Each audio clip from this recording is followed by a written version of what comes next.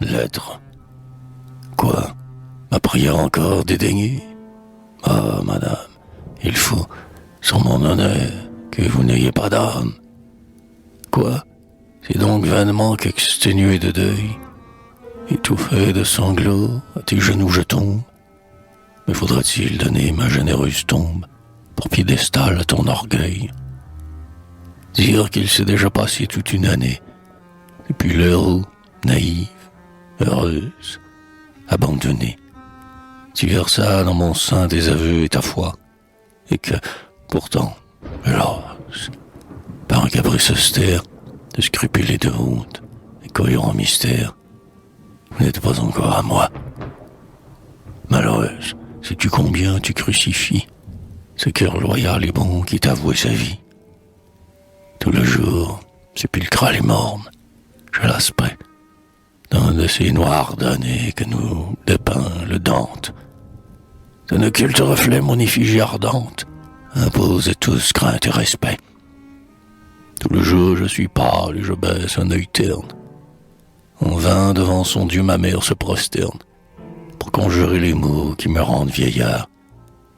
En vain, auprès de moi, les artistes mes frères, pour ôter à mon front ces teintes funéraires, cause des prestiges de l'art.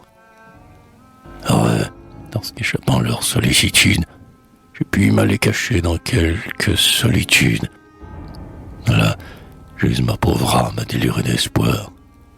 Je pleure et mon baiser tombe mélancolique sur la terre des veines, amulette angélique, conquis au rendez-vous du soir.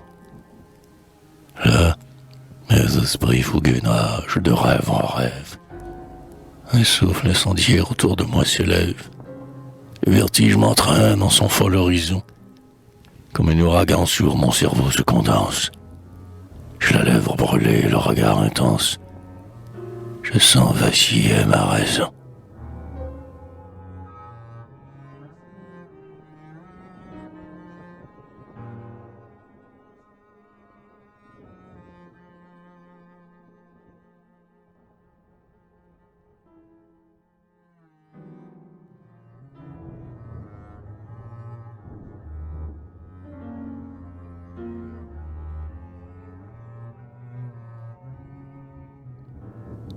Mais la nuit, la nuit, toujours ton simulacre, dans un confus mirage au flanc d'or et de nacre, un lac et rôde en sylphe alentour de mes sens.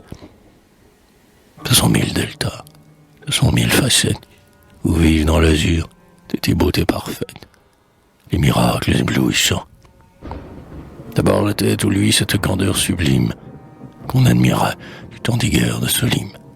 Je les filles de conte au festin de manoir, ta tête si rêveuse et si passionnée, si chaste en ses longueurs, si blanche, couronnée de ses opulents cheveux noirs.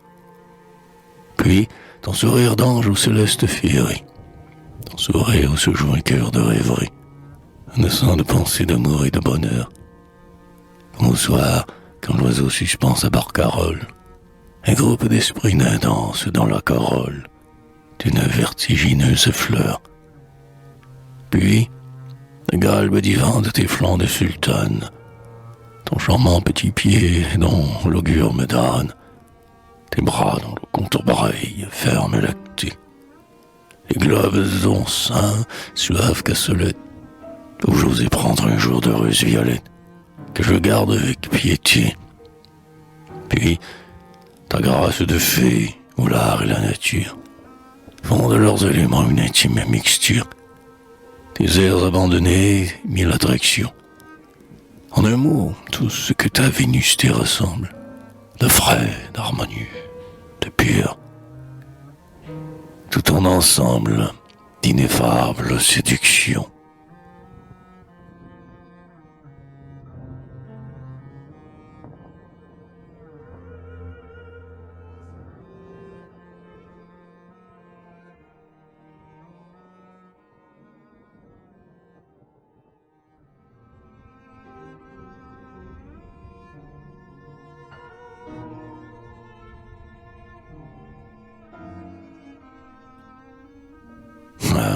Cette vision me tue.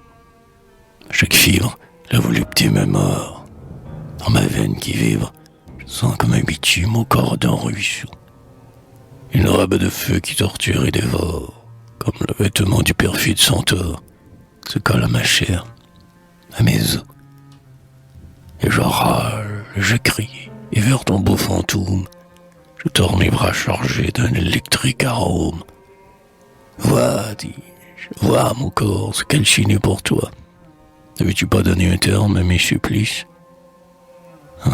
Viens, dans un chaos d'orageuse délice, viens t'anéantir avec moi.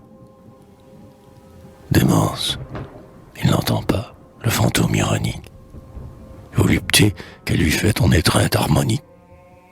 Il fuit, mais le désir, gnome au souffle fiorent, reste et toujours ce railleur taciturne sur mon âme et mes sens. Veuve du repos nocturne, distille un filtre sulfureux.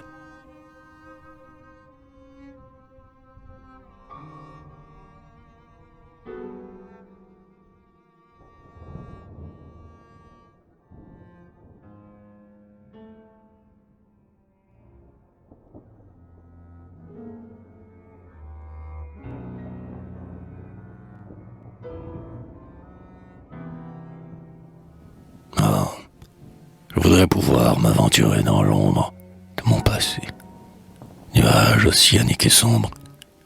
Je voudrais le fouiller afin d'y ressaisir les mois, les jours, les nuits, les heures, les minutes qui m'ont vu déployer mes rages et mes luttes dans la fournaise du désir. Je voudrais pouvoir devant moi, sur ce marbre, les amonceler tous comme des feuilles d'arbre, sous le feu de mon œil, sous la chair de ma main, les tenir, les couver, palpables et visibles, puis les planter des mots intraduisibles, dans un grimoire surhumain. Faire descendre en un mouvement vive l'âme, les douer d'une voix, d'une allure, d'une âme, les métamorphoser en un peuple d'esprit, puis envoyer leur part les symboliques armées contre ton cœur de neige aux femmes trop aimées, pour lui dire qu'ils s'aimaient près.